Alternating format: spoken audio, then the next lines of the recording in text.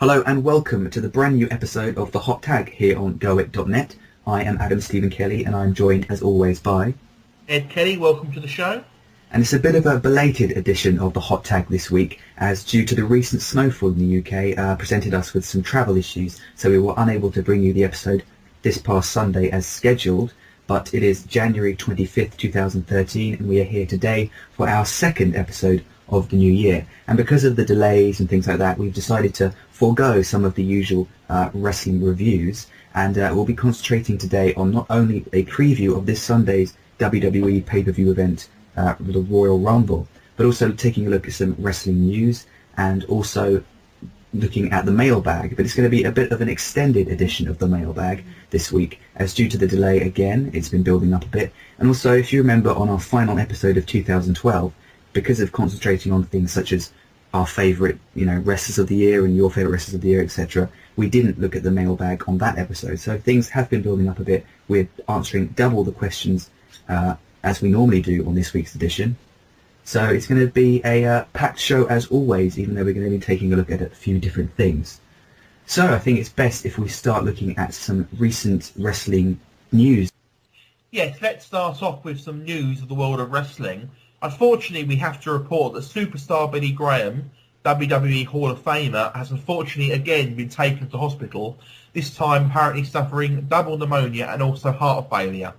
Those of you who followed the later career of superstar Billy Graham will already know that he has had many health problems and suffers from hepatitis C, so unfortunately it doesn't look very good for Billy Graham at the moment with his illnesses, but we wish him well and hopefully a speedy recovery, Adam.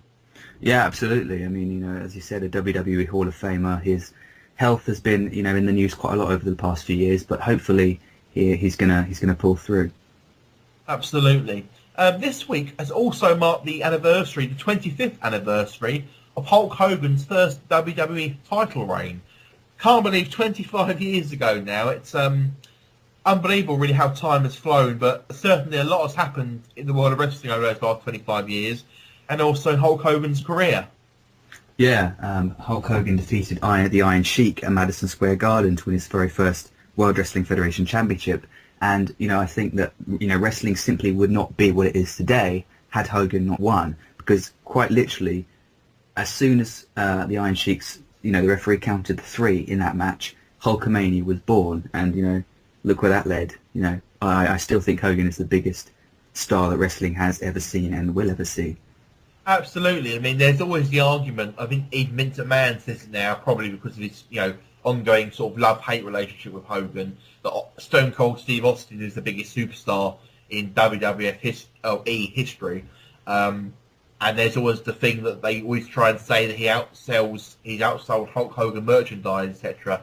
But you have to look at the facts. Back in when Hulk Hogan was first wrestling, the only way you could get a Hulk Hogan T-shirt was to either do it through the mail order, through the magazines, or to actually go to the arena, buy a ticket, and buy it from a souvenir store. So when you compare those two statements, it's not really true, is it, Vince, when you say something like that? But undoubtedly, even if you know nothing about wrestling, people will always know who Hulk Hogan was. But like you say, 25 years ago now, it all kick-started, but it's amazing, really. I mean, Hulkamania will never die, will it? Hulkamania will be around forever. Yeah. Okay, talking of wrestlers that have been around a long time, Ric Flair, who, was it last month, I believe, he said he would never ever wrestle again, is going to wrestle on the 26th, Adam.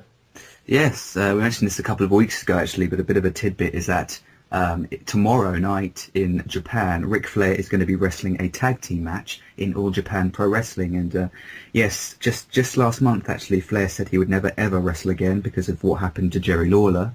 Yet, just over a month later, he's wrestling in Japan. So there you go. But that is tomorrow he competes in that match. So I'm actually going to keep a close eye on that one myself, because I'm interested to see what shape Rick's going to be in, because, like we say, it was only a month ago when he said that he wouldn't wrestle ever again. So it makes you wonder how long he's only had 1 month to prepare as such for this match. So I'm interested to see what shape he's got himself into, because if he has got himself back into, wrestling shape, then, he can still perform, maybe still be entertaining. Yeah, well, it's going to be a tag team match, as I said. So he doesn't have to work quite as hard as he would if it was a singles match. Obviously, he's sharing the workload with his partner, but maybe it's going to lead to more matches in Japan. Maybe it's going to lead to some single matches in Japan. Who knows? Definitely. And the final bit of news this week is the takeover by Take-Two Interactive, and they're taking over the bankrupt THQ, some of their titles. Yeah, it's literally just breaking news within the past 24 hours. THQ's assets, such as the WWE video game franchise and another hugely successful franchise like the Saints Row games, have been acquired in bankruptcy court, and Take-Two Interactive have purchased the WWE video game license. So basically, it's that's confirmed, but we don't know what's going to happen in terms of the future WWE games, such as is WWE 14 still going ahead, because THQ reportedly did have the funds to complete that project, and is Take-Two Interactive going to completely restart the WWE game franchise, or are they going to continue using the engines that we've seen THQ use and Ukes? Are they still going to work with Ukes? No idea at the moment. It's not crystal clear, but there you go. WWE video game license no longer with THQ, as THQ pretty much ceases to exist. Okay, so let's take a look at this weekend's Royal Rumble preview. It's a double main event, really, because, of course, the 30-man Royal Rumble match itself is a main event, but also we have the very anticipated title match between CM Punk, of course, the defending champion, against The Rock. Now, everyone we know is looking forward to this one. I certainly am looking forward to this one. No one really knows which way it's going to go. We think we do, but certainly looking forward to seeing the outcome of this. Yeah, absolutely. I mean, this match, The Rock's involvement in the match at least was announced at Raw 1000 back in July. Of course, it wasn't confirmed at the time, obviously, that CM Punk would eventually be his opponent, but CM Punk, the champion in July and still the champion now, defending it against The Rock this Sunday at the Royal Rumble. I mean, although we know that The Rock would have this title opportunity this Sunday, the actual build-up for the match itself, literally has only been 3 weeks in a sense of them both being on the same show. I mean, CM Punk has been poking fun at The Rock for many months now, sort of hinting that they would face each other at the Royal Rumble. CM Punk's had his new T-shirt he's been wearing for a couple of months now that takes shots at The Rock, but they've only been in the same ring, trash talking, cutting these promos for the past 3 weeks. And although they've had some very, very good segments, Punk and Rock have both been on their on top form. It is still only 3 weeks. Which is a shame, because they could have had easily had a couple of months mileage out of this from just promo after promo, but they have still done a good job building up this match in the limited time that they've had, and I'm looking forward to it. I mean, The Rock versus Cena was a very good match back at WrestleMania, and it goes without saying that I think CM Punk can get a better match out of The Rock than John Cena can. So, looking forward to this match and looking forward to see where it goes. If The Rock does win the WWE title, because recently he's been on every single episode of Raw and SmackDown since 2013 began. He's scheduled for the Elimination Chamber pay-per-view. He's scheduled for many more episodes of Raw and SmackDown on the road to WrestleMania. So definitely interesting to see which way this one goes. Definitely, I think as you said before, that we haven't really we've got no problem with The Rock becoming the champion. If that's the way they want to play it, then that's fine. But as long as, personally, to keep me happy as a fan, I would like to see, if CM Punk does lose, that they do it in a way that still gives CM Punk some credibility, because he has held that title now for well over a year. He's been the sort of figurehead, really, the flagship of the company for that time. He's been a very good champion, and I hope that they don't just, the way that they have the match and the way that the match finishes, leave CM Punk with his head held high a bit, Do you understand what I'm saying? Yeah, and he has, he's been saying on Raw, just, because of his character, that he's brought prestige back to the championship. And that's, did it for so long, and he's a true main event player, that he actually has, added worth to the WWE Championship as a whole. So, they do have to be, thinking about that, as I'm sure they are, when deciding, whether to put the belt on The Rock. Absolutely. Let's look at the second half of the main event then, which, as we said, was the 30-man Royal Rumble match. And so far, the actual announced stars, as of today, are John Cena, Heath Slater, Jinder Mahal, Drew McIntyre, Randy Orton, Sheamus, Dolph Ziggler, Antonio Cesaro, Wade Barrett, The Miz, Ryback, Titus O'Neil, Darren Young, Kane, and Daniel Bryan.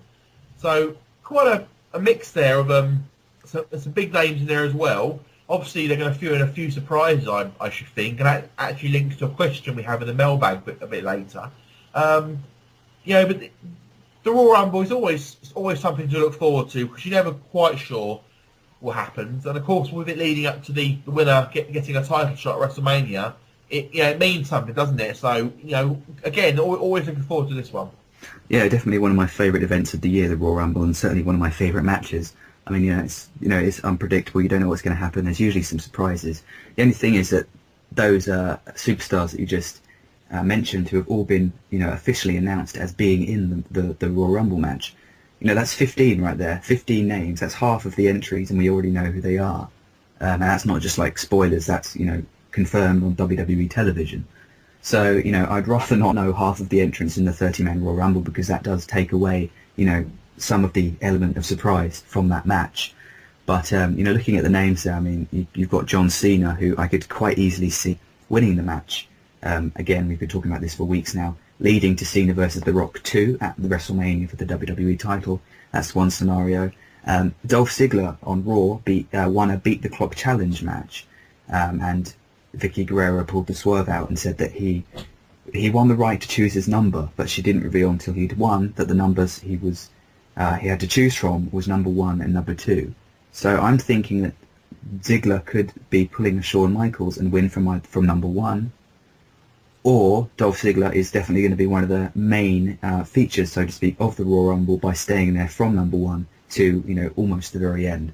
So I think this is either Dolph Ziggler's time to win, or a show-stealing performance, if you will, from Ziggler. Absolutely. Otherwise, the whole angle with the choosing the numbers, if he doesn't either win it or at least have an excellent run, in the Rumble, there really wasn't any point, was there, to that match? So, yeah, exactly. And also, I think if he won, it would present a very interesting scenario because he would then, he'd be able to choose his championship. And if he could go after the WWE title, or he'd go after the World Heavyweight title, and he would still have his Money in the Bank contract, which gives him a shot, anytime, any place for the World Heavyweight Championship. So that, puts an idea into my head, such as he challenges for the World Heavyweight title at WrestleMania, loses that match, and then cashes in the title, and then wins it. I mean, that's something we've never seen before, and I think would be a bit different, and something a bit, quite interesting, based on him winning the Rumble. Also, Ryback's in there. I believe this is his first Royal Rumble appearance. And one thing I will note is that I expect that Ryback's going to perhaps get a new record for eliminations, beating Kane in terms of how many people he can eliminate in the same Rumble match. Exactly. I mean, Ryback really has, since his huge push in the last third of last year, hasn't really done too much, has he? Really. So he could, they could give him a good run in the Rumble, maybe. I don't really see him winning it, but hopefully it'll give him, put him back on the map. Interesting as well. We're talking about there's 30 men in this ring. It can give a chance rather than spending TV time on them. It can give some of the up and coming superstars a chance to show WWE Universe what they're made of and what they can do. So if it was me, I mean, they've got Kane and Daniel Bryan are 2 in the Rumble event, but they're all, of course, defending their tag team titles against the team of Team Rhodes Scholars. Now, to me, I'm sure they've got more than 30 wrestlers on the roster. Kane and Daniel Bryan in there, even though obviously they're 2 excellent superstars, we're already seeing them in the tag team title match. So why not give those 2 spots to maybe 2 of the younger guys, or 2 guys that can do a bit of a push? Because, you don't have to necessarily spend TV time on them to get them over, but this gives them a chance, doesn't it, to incorporate them into the main event, and it can build them up a bit. And I'm sure whether Cody Rhodes and Damien Sandow win the titles or not, they're also going to be in the Royal Rumble. Well, that's right. I mean, but then again, that's just what I was saying. If you've got Kane and Daniel Bryan, that's 2 out of the 30 places gone where you could have given them. If the Rhodes Scholars are in there, that's 4 places gone, isn't it? So we're already seeing them. We're already going to see Team Hell No and the Rhodes Scholars. We've already seen them in that match, so we don't really, they don't really need to be in the Rumble because I can't see any of them, of the 4, really winning it. Give those 4 spots to some of the guys that need to be in the Rumble to get them over a bit on telly. And if you've got 4 younger guys there that aren't really doing much or struggling to get over, or the W don't really know what to do with them, or we haven't really seen enough of them to make a decision on them yet, bung them in the Rumble, give them a little run in the Rumble, just to make it a bit different rather than take up 4 spaces. Yeah. I also imagine the Shield are going to possibly crop up in the Royal Rumble. Dean Ambrose, Roman Reigns and Seth Rollins. And also, of course, there's going to be some surprise entrants. And actually, we do have a question in the mailbag a little bit later about surprise Royal Rumble entrants. But just someone that I haven't, not that I'd like to see specifically, but that I have an inkling will show up, is Billy Gunn, as he has recently signed a contract with WWE in a backstage capacity. I think we're going to see the New Age Outlaws in the Royal Rumble match. So Billy Gunn and Road Dogg, but that's just an inkling I have. Yeah, I mean, I love seeing the old guys come out, some of the veterans, and blast from the past. I mean, I loved it. I mean, I don't know if they've done it since, but at WrestleMania 17, I believe, when they had the gimmick battle royal and had all the old guys and all the gimmick stars come out. I believe Iron Sheik actually won that. I believe him and Silas Sauce were the last 2 in the ring, and I love seeing that. I mean, I'd love them to actually make that a feature of WrestleManias, is have that gimmick match in there, because it doesn't normally take very long, sort of 10 minutes really, and it's over. But it's great to see the old guys, and maybe once a year incorporate that in. But moving on now. The next match, or the last match on the card, is Alberto Del Rio versus The Big Show in the Last Man Standing match. We actually got a question later, haven't we, about Del Rio, about his face turn, which we'll allude to a bit later. But Del Rio seems to be finally getting the push that I believe he deserves. So this is quite an interesting match again. Yeah, and interesting that they've repeated the same stipulation that he won the title in a couple of weeks ago from The Big Show. Of course, he defeated Show in a Last Man Standing match on an episode of SmackDown, and they're repeating the same match this Sunday at the Royal Rumble. So I guess they're really trying to get their, I'd say money's worth, but money's worth from the audiences by repeating the stipulation this Sunday. But should be a fairly interesting match. I can't imagine it's going to differ too much from their previous encounter a couple of weeks ago. But I think it's pretty obvious that the Big Show isn't going to be regaining his title so soon. That's right. I mean, they seem to have done quite well with the Big Show in the way of choosing his opponents. Obviously, he had an excellent run with Sheamus. It's the same as Andre the Giant. I'm not trying to compare them in just the size and the styles.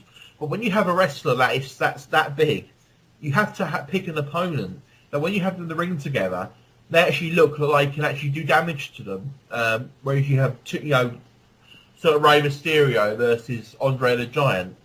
You look at Rey Mysterio and think, there's just no way this guy can beat this guy, etc. So you have to pick people in there that make that Big Show can make look good at the same time as making himself look good. So they did it certainly well with Sheamus, and I think Del Rio, now he's had his face turn, can also make the Big Show look good as well. And also there is actually another championship match, but it's not on the, official Royal Rumble card, because it's the pre-show, which is shown on YouTube, Facebook, and WWE.com. The Miz will challenge Antonio Cesaro for the United States Championship on the Royal Rumble pre-show.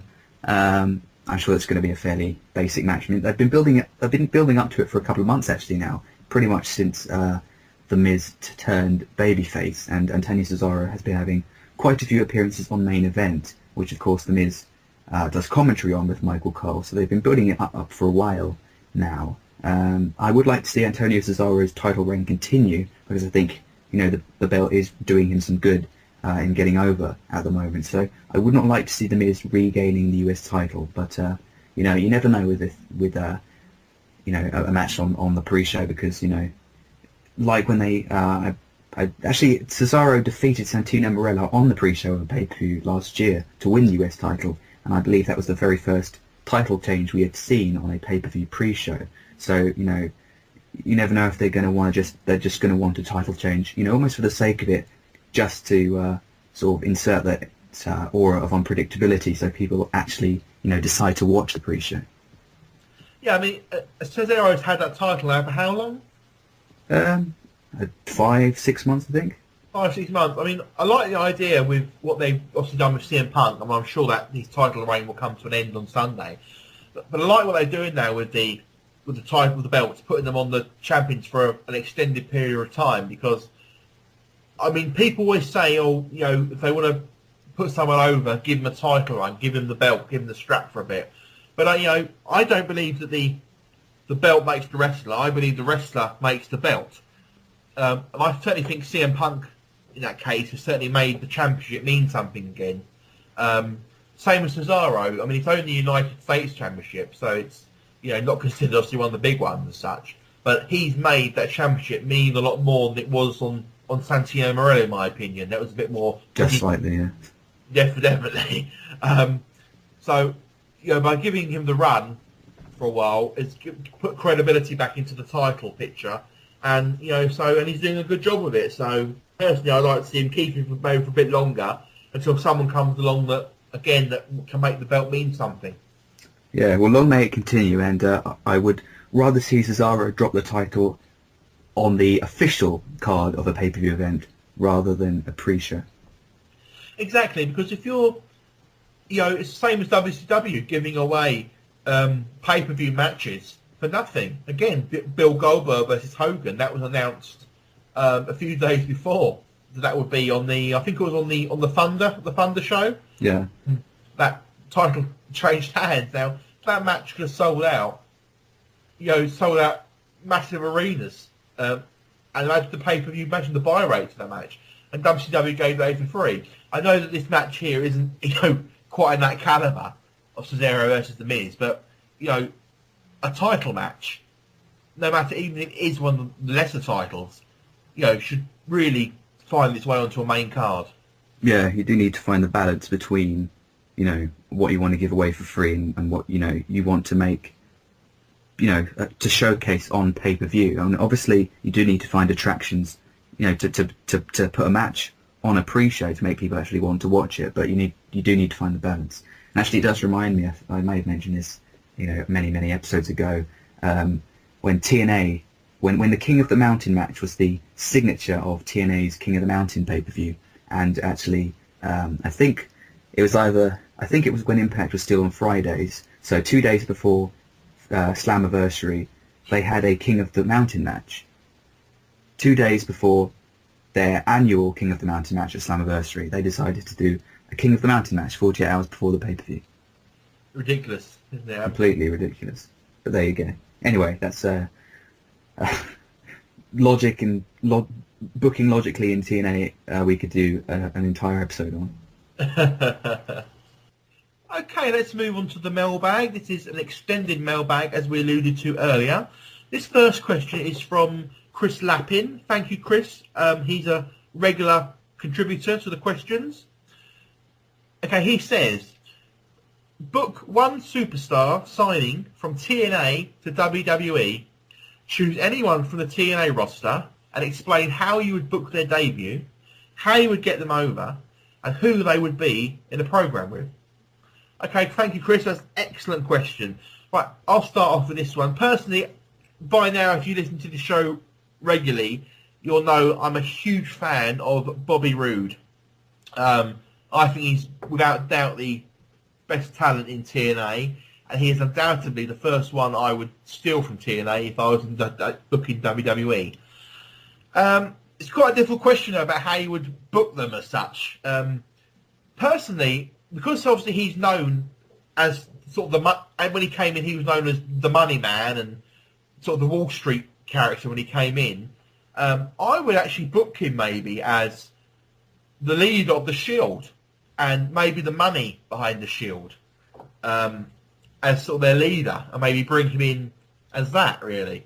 And certainly, I think he could be, without a doubt, a future WWE champion, because he's got everything about him. He's got the wrestling ability, he's got the look, he's got the style, he can sell, he gets over when he wants to. As in a heel way, he gets over well as a heel.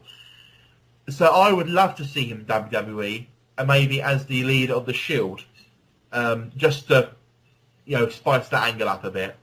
As in a program with, well, as he's such a great heel, you need to put him with a top babyface, possibly a Cena. Who do you reckon you could put him with, Adam? Bobby Roode. Yeah, Bobby Roode.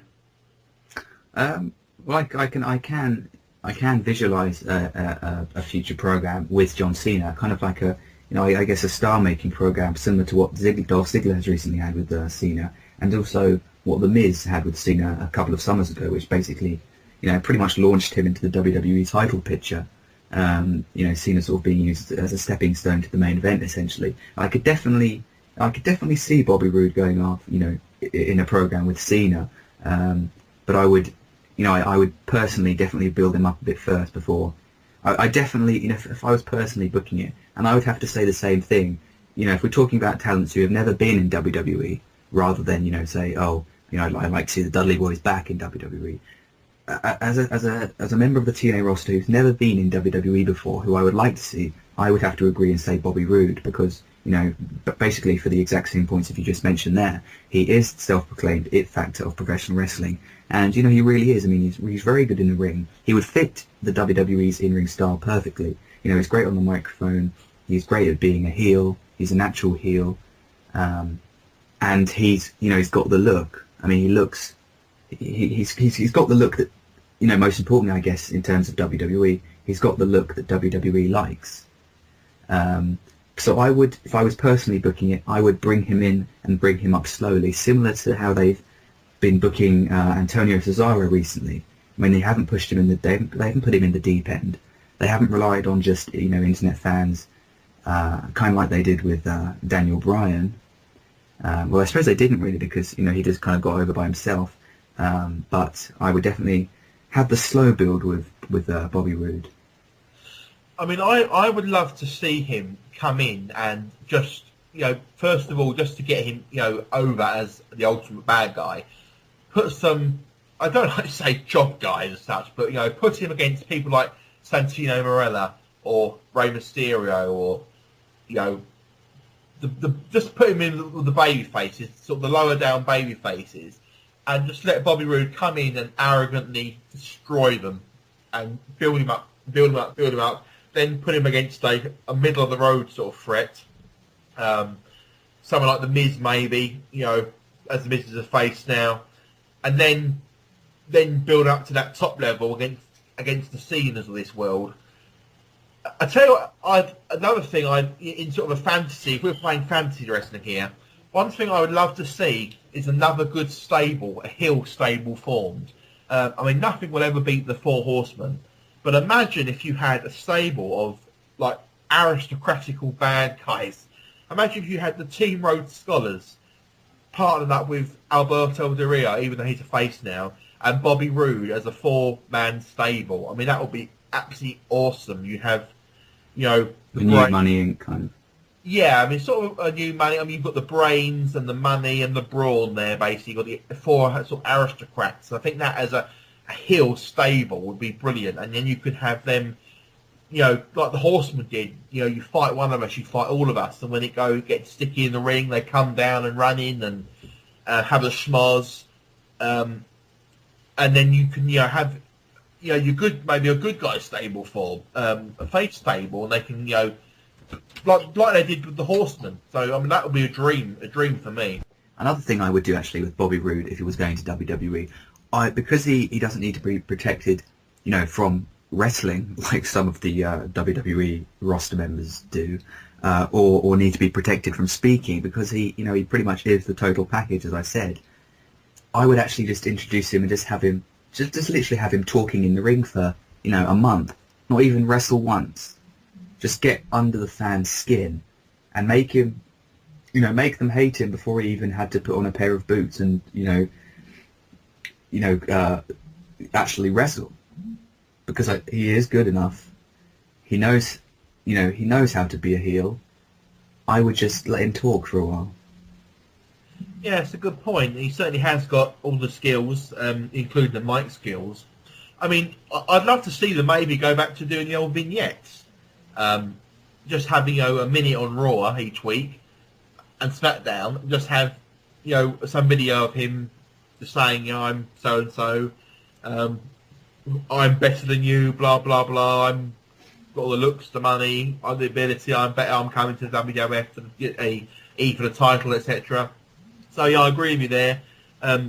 Maybe certainly give him some build up, even though really he could come in because obviously everyone knows who. People actually appreciate wrestling, then they should already know who he is and appreciate what he's done so far. The only issue there would be that because of the gimmick we're proposing is basically the same as he has been having in TNA for the last year or two. Oh no, probably last 5 years really. Is that WWE would change his name, which is understandable because of licensing and stuff, but they would completely change his gimmick most likely, which would be a shame because what he does now, he does well. But there you go. But I do one day hope to see Bobby Roode in a WWE ring. I certainly think that TNA, he's been very loyal to TNA. Him and James Storm, Samoa Joe, some of the, and AJ Styles, some of the, the TNA originals as such. But I think really once he's done, he's been with them. Was he with them at the start in 2002? He's certainly with them near the start, wasn't he? Very near the start when he was a member of Team Canada. Yeah, I believe he was either. I would say 2003, maybe. So he pretty much is a TNA original, so to speak. I mean, I don't know what his contract's situation is, but I certainly think that when they come to renew, they need to certainly appreciate what sort of talent they've got with Robert Roode, and they need to, But I think if he's got the call from WWE, he's given them 10 years now. He's been one of their stars for a long time. He deserves a chance now because he deserves to obviously make some real money, be on telly a lot more, and get into the real wrestling universe, W universe, because TNA is only so far you can go in TNA. So certainly Robert Roode. Sorry, he certainly can't get any further with that company, and also he's getting on. He's getting on a bit now. I think he's 35 or 36 years old now. So he's not. As I said, he's been with TNA for basically the best part of a decade. He's no spring chicken, so to speak, now in terms of wrestling careers. So if he was going to make a jump to the WWE, and I do believe there was interest a couple of years ago at least, now is pretty much the perfect time. Absolutely. I mean, go back to him not being spring chicken. I mean, he's a good-looking guy. He's got the body, the looks, obviously the ability. I mean, I think he can, last. I mean, wrestling-wise, if he's 35 now, by the time he's 45, he'll still be doing just as well, I should think, in 10 years' time. He was 45 in wrestling terms, isn't really that old. You look at some of the stars that, wrestling now, and Ric Flair, obviously, 60s, Triple H, his 40s, Undertaker, nearly 50. So I don't think that age, is something too much to do with it. But certainly, very shortly, the WWE are going to lose some of their older stars. I mean, Undertaker now is wrestling once a year. Triple H now is, getting on. Shawn Michaels has retired. Ric Flair's, not wrestling per se. So certainly by getting some of those, a 35-year-old star who's already established, the WWE could get another 10 years out of him. I think the difference would be that when establishing stars, they like to forget about their previous accomplishments. And I think, they kind of like to start fresh. And I think age would kind of be a factor because of that. Because he'll be brought in, without his past history with his character in WWE, if that makes sense. Yeah, I agree slightly, but yeah, everyone knows. I mean, if people appreciate. Everyone would know, mostly, but WWE wouldn't want everyone to know, and it would all be about marketing a brand new star. Yeah, if you say that, but we look at Christian. I know Christian was WWF originally, and obviously WWE, but then he went to TNA, and TNA were people who made him a star. He became the champion, and then as soon as he became good again, popular, WWE snatched him back. So I think nowadays WWE have sort of dropped the view they had in the 80s and 90s when wrestlers would come in, they'd steal the wrestlers, such as the Brainbusters, Arn Anderson and Tony Blanchard. They didn't really get over as such, because I don't think that the wrestling people, the wrestling fans knew who they were, because they were from Crockett in Carolinas, wrestling hotbed, and they were huge stars. They were two of the Four Horsemen. But when they came to WWE or WF at the time didn't really they were just another tag team as such, weren't they? They weren't sort of portrayed as two of the old Four Horsemen as such. And because that didn't really get over as much as they planned. Same as Ric Flair when he came in his original run, I think it was 91. And I know there've been a lot of, over the years, he'd been, tempted to go to WWE. But when he did come in 91, I don't think anyone, including Ric Flair, would say it delivered quite the impact that WWF was probably expecting. Even though they allowed him to wear the WCW belt on television. Or the NWA title, as it was. That's right. I know they tried to black it out as such, but so I think nowadays they're a bit more relaxed in that way. I think that now, because there is only two companies, you've only got really choice A or choice B, WWE or TNA. So I think they probably relax their view a bit now, because if they want to get the talent now, they can't pick it from all these different companies. They've really got very little to choose from. So I think they have to forget now about where they came from, just accept the fact that who they are, where they came from, but as long as they want to make us money, sort of thing. The next question then relates to the WWE Hall of Fame, and a quick message just beforehand, a congratulatory message actually, to both Bob Backlund and Mick Foley, who have recently been announced as the first two inductees in the WWE Hall of Fame class of 2013, and they'll be inducted in Madison Square Garden the night before WrestleMania in, I believe it's late March or April, I can't remember. But anyway, congratulations to them. And the question then is from Rick Bennis, and it's: which of wrestling's currently active stars do you see one day making it into the WWE Hall of Fame? And I guess this question pertains to, what you would call first ballot Hall of Famers.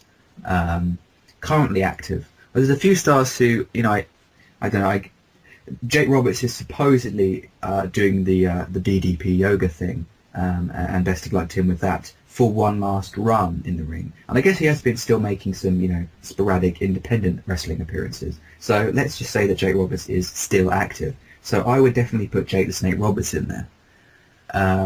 In terms of people who are in the WWE today, who I think have done enough, at the moment to get in, or at least I think are just, shoo-ins to one day be inducted, such as, when Edge was inducted, a little less than a year after he retired.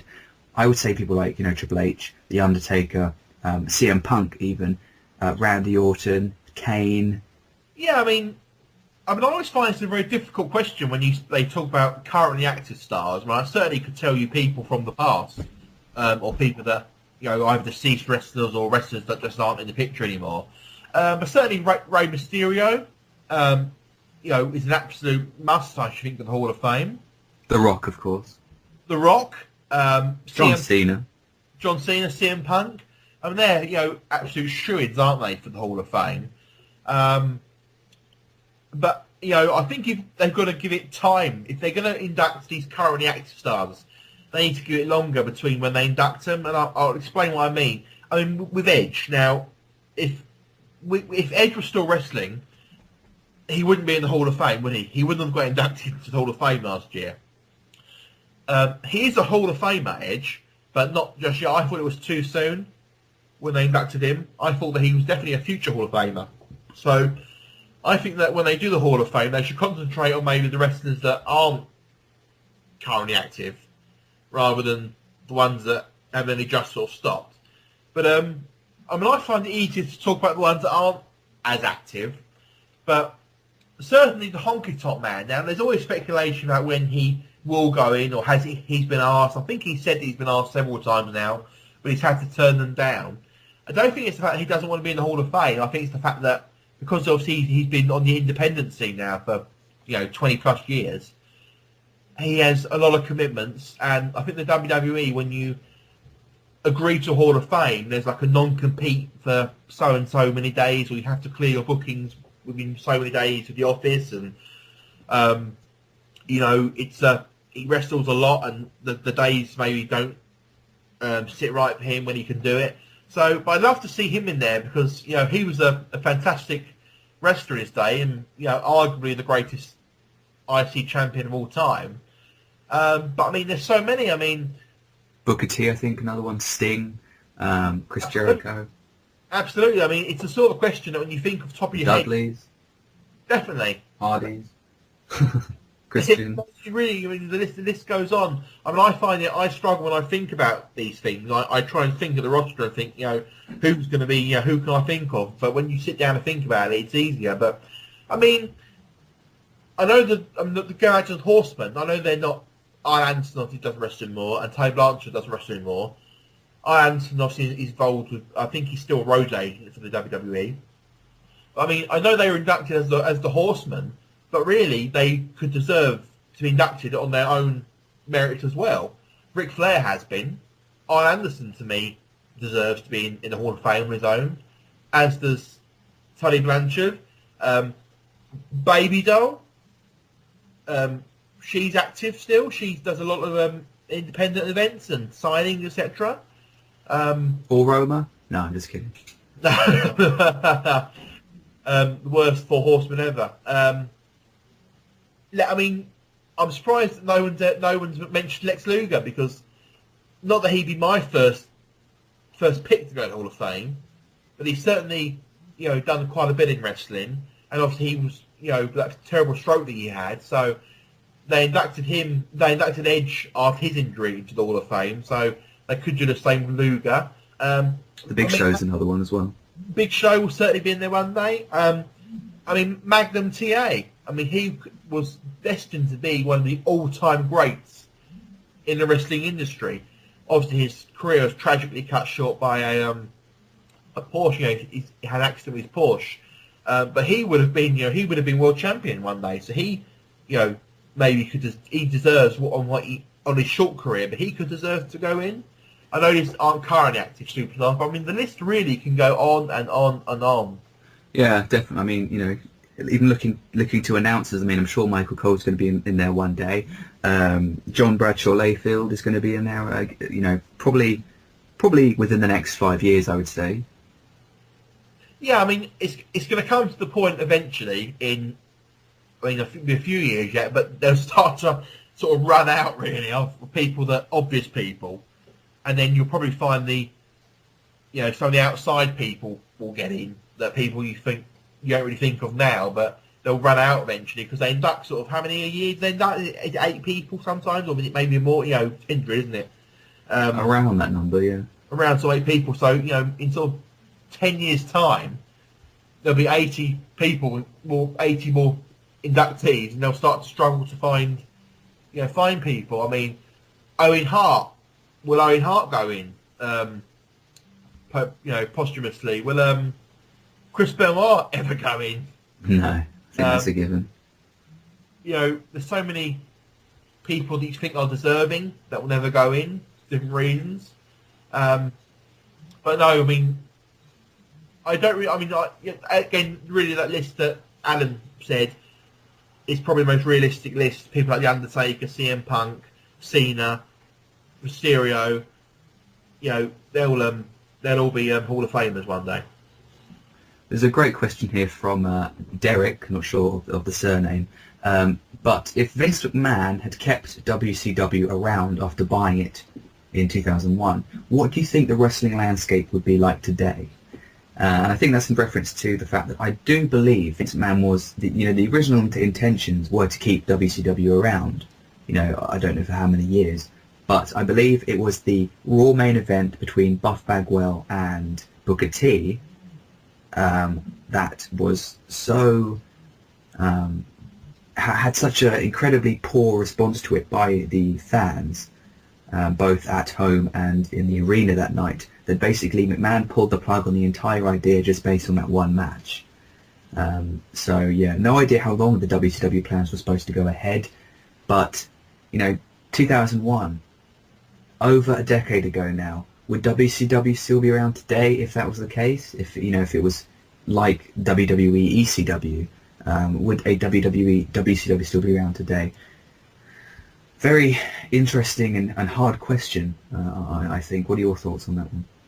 Well, I personally think I would have loved to have seen, personally, I mean, incredibly difficult to have done it, but I would have liked to have seen Vince very secretly bought WCW, maybe done it under a different company name, etc., and kept it a total secret, so no one knew that WWE owned WCW, and therefore still creating the atmosphere of competition between the companies.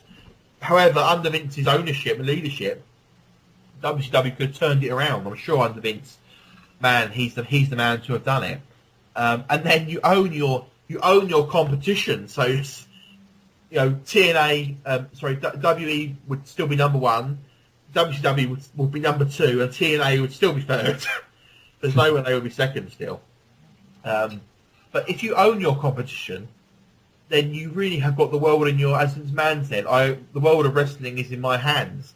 But I think obviously it would have been very difficult keeping it quiet, because obviously people would find out that Vince McMahon owned it.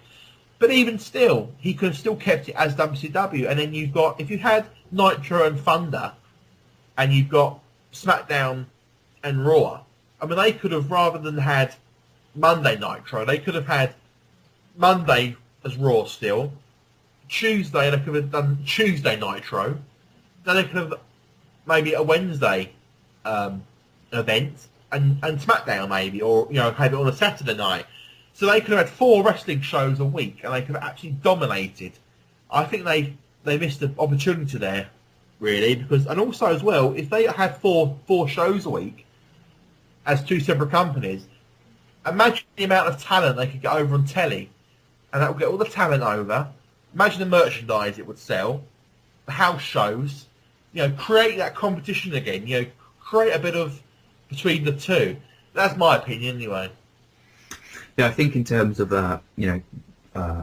purchasing and keeping it secret, I think that would be too much. The secret would be far too big to keep secret, and especially with WWE being a public company, they'd have to disclose stuff like that anyway.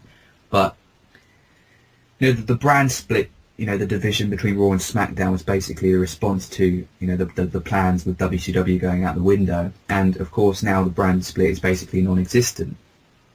So that just shows you of what the WCW plans would be on a much smaller scale, and that ended, well, basically been gone for the last couple of years, pretty much. So if the WCW brand of WWE, I guess you'd call it, was around, I don't think it would be around today. I think it would have just come to an end at some stage, and they would eventually have run the same angle that they did in 2001 with the invasion, because I think it would have just been too kind of too hard to manage. I mean, you'd have to have basically 2 separate entities, owned by the same man. I mean, how would you manage, without people, when people knew that they were both owned by the same company, essentially, the same man, same staff, how would you have talent jumping from WCW to WWE, or if they were, considered good enough, or, where would you blur the line between which was Company A and Company B? Obviously, WCW would be Company B, but, how would you present that on television? And how could you, if you owned the competition, how could you kind of create a sense of competition when you own them both? Well, I mean, people like a choice, don't they? People like to have a choice. Now, at the moment, it's a very poor second choice with TNA because I know we always moan at TNA, but that's just our opinion. We understand it. Some people love it and obviously watch it religiously. I think with regard to the talent side of things, if you have a wrestler that's in WWE that is over, yeah, he has his run, and all of a sudden it's someone else's turn to get a push, and that wrestler's, come down a bit, and not quite as popular as he was, but he's still a big name. Then switch him to WCW, which you own the company. That will boost WCW's ratings. Because people go, it's the guy from WWE, the guy from Monday Night Telly. Then he gets a fresh run there, and you can swap them over, periodically. When they get a bit stale in one organisation, swap them over. Because I still think that you're going to get people that, if you have them as separate companies, even though people realise that you own both the companies, people still like a choice, and you'll still get fans that are loyal to WCW, and you'll get fans that are loyal to WWE still, and people will still watch, and they might watch all the shows, which is better for the companies, but they still have one they prefer to the other one. And I still think that when I watched WCW, it still had that different feel to it than WWE. It still had that more. It's hard to explain really, but I found it was more. It sounds funny, but more personal watching it. When you watch WWE, it's the big arenas. It had such a professional, way they produced the shows. And WCW felt more, because it was live as well. It was more, that they could do that. They could have obviously, it live. That could have been, surprises on there. They could use that for that reasons. But I mean, I think that there's enough clever people in the WWE, such as your Pat Pattersons, your Briscoes, your road agents such as I Anderson, etc., blah blah. That you could have a Shane McMahon. Shane McMahon could have run it. Shane McMahon knows enough about wrestling from his father. He's done everything in wrestling. He's refereed, he's wrestled, he's been helped with the booking committees and such. He could have run it. Him and Stephanie could have taken it over and run it. Nowadays, Triple H could have taken it over and ran it. So I think that it would have a life today.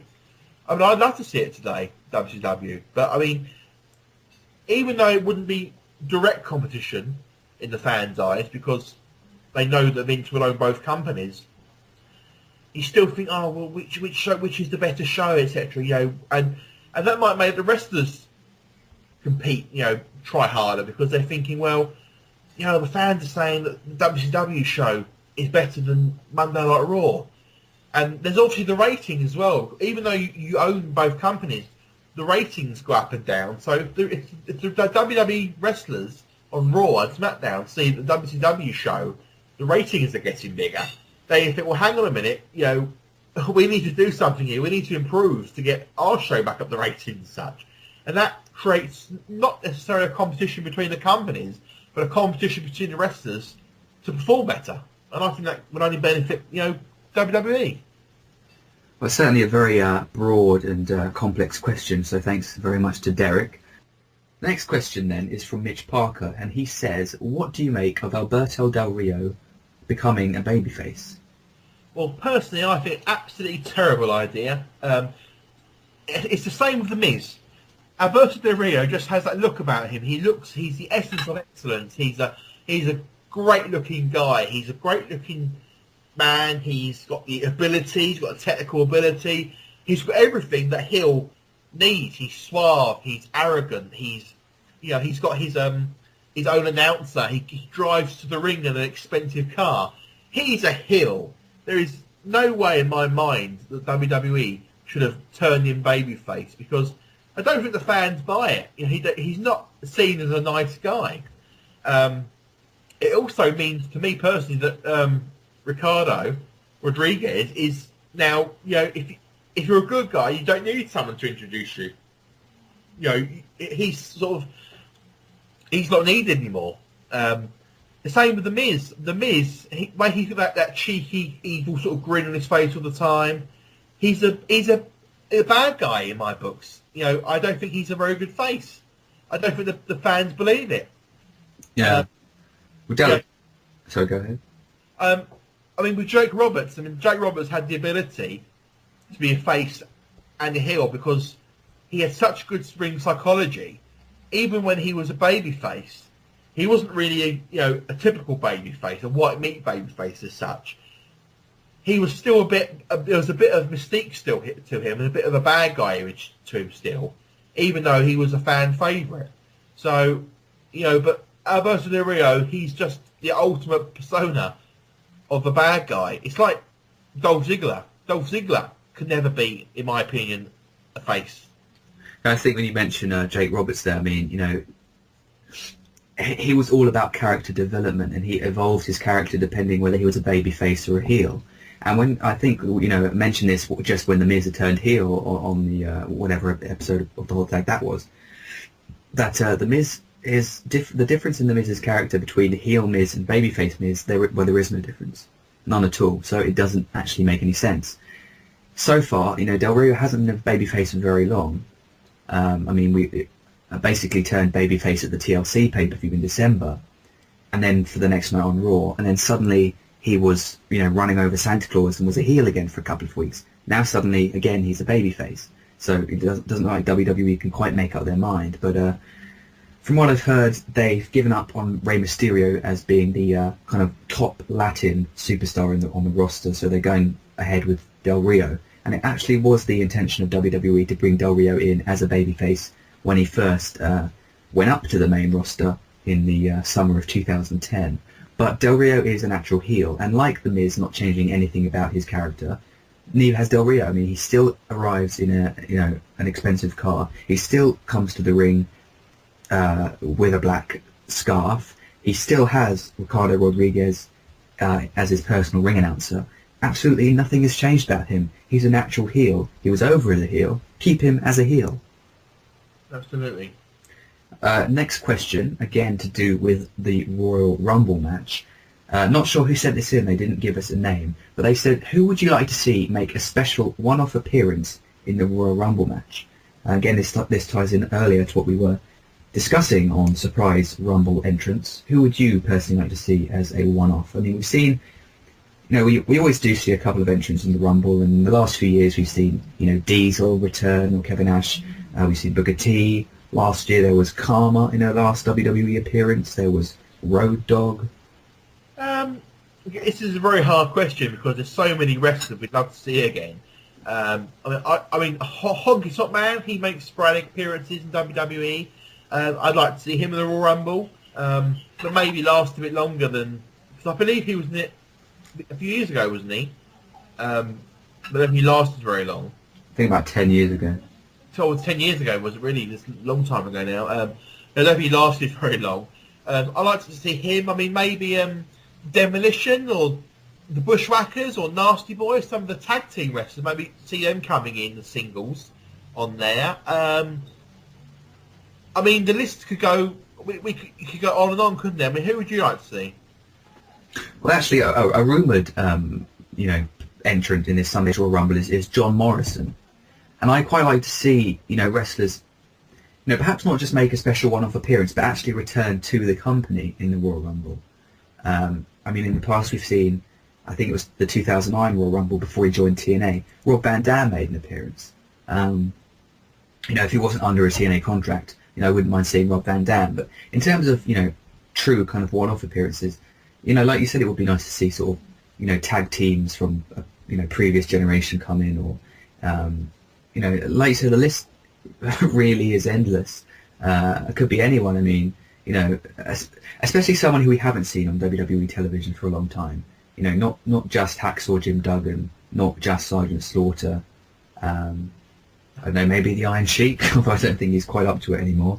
But maybe even like Bob Backlund, perhaps. He's going into the Hall of Fame. On WrestleMania Eve, so to speak. So, maybe throw him in there. Maybe a couple of faces of Foley in there again, although he was in last year's Royal Rumble. But yeah, the list pretty much is endless. I mean, as long as we haven't seen them for a while, I'd be happy with pretty much anybody going in who has made an impact on wrestling, especially in WWE. I mean, actually, while we're just sitting here, I just put on the WWE website some of the old wrestlers here, and I mean, you could Akeem, One Man Gang, Batista, Big Daddy V, Bill DeMott, Brock Lesnar. I mean, sorry, Brock Lesnar's. I know he's on the. He's still active wrestling, but he's not actually announced the Rumble yet. Brooklyn Brawler, he's still about. You never know when you might see him next. Hopefully, never. DDP, DDP would be cool. Yeah, there's Doink here. There's Duke Drosy, Drosy here. Finley, Gilbert. This is just a list of the WWE website of some of the the older ones or ones that aren't currently active. I mean, imagine if Goldberg's music hit and he came through. What reaction that would be? I mean, Jake Roberts. I mean, if he got into shape, how great would it be to see him? Jim the Anvil Neidhart, Ken Shamrock. I mean, these are just lists off the WWE website here, so everyone's going to have their own opinions, but we'll just have to wait and see. And the final question from our extended mailbag, as we're calling it this week, is from Steve D. And he says, what are your views on hardcore wrestling and gimmick matches? Well, I must admit, I've never really been a fan of either, particularly. Hardcore wrestling, I know ECW was obviously tremendously popular for a while, but again, that company failed really because it was too it was just hardcore wrestling, and we found out that yes, fans do like hardcore wrestling, but as a gimmick or as a small part of the show, they don't really like the whole show to be as it was very one-sided. Gimmick matches are okay. I mean, I like the odd casket match over the years, but I mean TNA. A couple of years ago, I watched a Christmas edition of TNA Impact, and every match on the show seemed to be a gimmick match. And they had a North Pole match or a North Pole on a stick match or something stupid. And it gets to a point. I personally am a bit of a wrestling purist in the fact that I think in a wrestling match, you should have two guys or two teams or whatever it might be, and the match is decided by a pinfall or a submission, and that's it. I get fed up of seeing all these gimmicks in it and run-ins and DQs, and I like to see a wrestling match as a contest. Yes, we know it's all pre-planned, etc. But I like if we could make believe again that it's a contest, then I think a lot more people appreciate it. But with gimmicks, I mean, they've done so many over the years. But as a one-off, they're okay, but not really a mega fan. I'm a fan of, in terms of gimmick matches, I'm not as much as a fan of them as the next man when they're used sparingly and when not overexposed, which leaves the gimmicks actually having some worth and meaning to them. I believe I've raised this issue before, but when you have entire pay-per-views which are themed around one type of match, such as the Hell in a Cell pay-per-view or TLC, where you see one ladder match, two ladder match, a TLC match, a chairs match. When you have these pay-per-views and when these gimmick matches are going to arise, it devalues them. And when you see them so often, like a few years ago, it seemed that WWE was doing 2 steel cage matches on free television a month. It really decreased the value of the steel cage, even though in an era where we have Hell in a Cell and Elimination Chamber and stuff like that, the steel cage, doesn't really mean that much anymore anyway. But, I do like seeing, the odd ladder match and the odd tables match and the odd TLC match and the odd street fight. But I don't want to see them every week. Leave them as the nail in the coffin for the biggest feuds of the year, and make them pay-per-view exclusive. Not, in the Vince Russo way of thinking, where you have, multiple gimmick matches on free television and even more, ridiculous, over-complicated gimmick matches on pay-per-view that the fans don't understand and the fans don't warm to. Because there is a point where it just reaches overkill. Exactly. And in terms of, I guess, hardcore wrestling, you see companies like CZW and Big Japan where, pretty much every match is a death match. Not a fan of that, because it's not really wrestling in a sense. It's just, worked fighting, I guess, if you want to call it that, with, all the glass and the light tubes and stuff. It's interesting to see, once or twice, but on the same show where every match involves barbed wire and light tubes and panes of glass and thumbtacks, in the end it's just like, well, okay, I've seen it now everything's going to be the same. And especially in companies like, a lot of the roster couldn't put a match together if it didn't involve weapons.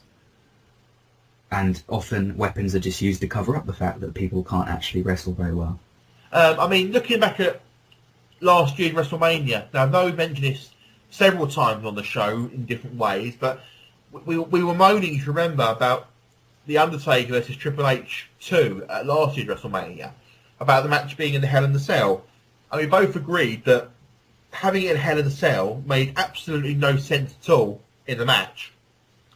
The cell was hardly used at all, and all it did for me personally was restrict the view of the match. Especially if you've actually been there in the audience, you wouldn't obviously got as good a look as the match. Now, that match to me would have been just as good without the Hell in the Cell. Yeah, and you look at like the old NWA, going back 30 years ago, where the be-all and end-all of a feud would be a steel cage match, or a dog collar match, or a no disqualification match, or a street fight, and they'd be these bloody brawls, but everyone loved them because they were so, you didn't see them every week, and these gimmick matches would be the natural evolution of the most personal rivalries of the year. So I kind of appreciate the old way of thinking when it comes to gimmick matches. I know you've got to sell your pay-per-views and kind of make these attractions different to what you're going to see every Monday night on free television, but often is the case that these gimmick matches and stipulations run into overkill, and it's damaging to the worth of matches, and damaging to the point where you don't quite want to see that same match again so soon after the previous time, and then your interest, for example, in ordering a pay-per-view decreases because you've seen it before. Going back to the hardcore side of things, ECW, as you said, was the the birthplace of hardcore wrestling. Without a shadow of a doubt, it was extreme in every single way. The weapons were used. The fans would bring weapons to the ring, which the wrestlers would endeavour to use. Now they came, they said, look, we are hardcore. We're not WWE. We're not WCW. You can't tell us what to do. The network can't tell us what to do. We're going to do what we like, say what we like. We're going to bleed. Every match is going to be blood and guts, etc. Now, I remember the crucifixion angle they did, and they Raven crucified the Sandman, and after that, Raven had to come out to the ring and apologise and said, I believe I've offended some people tonight, and I apologise. Now, how hardcore is that when you apologise for something like that? Hardcore should be, we do what we want. If we offend you, we don't care. That's hardcore. Apologising to an ECW audience because you think you might have offended a few of them, to me is, that's not very hardcore. Well, that about does it for our extended edition of the mailbag here on this week's edition of the Hot Tag. It will return on February 3rd. We're going to go back to the regular size edition and pull out 3 questions. But please do continue sending them in. Just email us, hottagmailbag@yahoo.com, or you can find us both on Facebook. Just search for the Hot Tag Podcast and join our Facebook group. And that brings us to our competition this week, but first we would like to announce the winner of our competition from the last episode, where we gave away a copy of WWE Royal Rumble 2012 on DVD, and the winner of that DVD is none other than Chris Anderson. So congratulations to Chris Anderson. We'll be in touch very shortly about how we can send you your copy of Royal Rumble 2012. The question though last week, of course, was... who won the very first Royal Rumble? And the answer, of course, was Hacksaw Jim Duggan. And this week's competition is another fantastic DVD giveaway, and it's for a copy of the brand new Nigel McGuinness, The Last of McGuinness DVD. Now, if you're unfamiliar with Nigel McGuinness, until he retired from wrestling, he was one of the, one of the top indie stars, really. Somewhere along the lines of, Daniel Bryan, when he was Bryan Danielson, and had somewhat of the fanfare that CM Punk did back on his days in the independent scene. He was a big star in Ring of Honor, and he also closed his career out in TNA before embarking on a retirement tour across the USA and the UK. The Last of McGuinness takes a look, it's a 2-hour documentary basically, by Nigel McGuinness himself, taking a look at his retirement tour and why he retired from the business, and why he never made it to WWE. And it's a story, the story told in the documentary is unlike any other story that we have ever seen from a professional wrestling documentary. It's extremely candid, very, very, very fascinating, very, very interesting. And you don't even have to be familiar with Nigel McGuinness and his career to appreciate the documentary and the story that he tells. But it's an excellent DVD, and we have a copy to give away. So the question is... Nigel McGuinness wrestled under what name in TNA wrestling? Nigel McGuinness wrestled under what name in TNA wrestling? Was it A, Desmond Wolfe, B, Harry Royal, or C, Dave Smith? If you know the answer, just email us, hottagmailbag@yahoo.com. Again, you can also find us on Facebook. Just search for the Hot Tag Podcast. And we'll be announcing the winner on the February 3rd edition of the Hot Tag here on goic.net. And again, congratulations to Chris Anderson on winning the previous competition.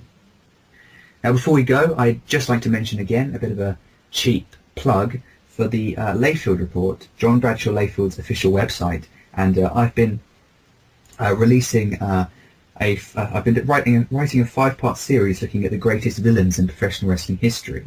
And before the previous episode, the first 3 parts have been released, and now the 4th part has just been released as we look at the top 10 greatest villains of all time. So you can go to layfieldreport.com and check that out. And also the one of the latest episodes of the JBL and Cole radio show on layfieldreport.com also has them discussing my list and giving them sharing their own opinions on who they think are the greatest heels in professional wrestling history. Also, we'd like your input on the following. Just before WrestleMania, obviously they always do the Hall of Fame inductions.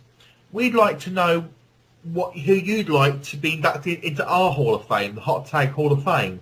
And the last show before WrestleMania weekend, we're going to have our very own Hall of Fame induction, and we're all going to have some awards, such as Match of the Year, Superstar of the Year, all those sorts of categories. We'll let you know more nearer the time, the exact categories. But in the meantime, for our first ever Hall of Fame, let us know who you think should be inducted. Now, it could be anyone from the world of wrestling, past and present. So, good to hear from you, and you can private message us those on the Hot Tag Podcast site on Facebook, or you can send it to the following address: hottagmailbag@yahoo.com. Well, that about does it for this week's edition of the Hot Tag. Again, sorry for this edition being a little bit late, as we explained at the beginning of the show. Thanks, as always, to Barry Wilkinson at Episode 3 for the logo. You can check his site out at www.episode3.co.uk. Again, the next episode is on Sunday, February 3rd, and we will see you again. I've been Adam Stephen Kelly, and you can follow me on Twitter. Just follow at RitGeek, AICN. Thanks for listening, guys. See you February 3rd.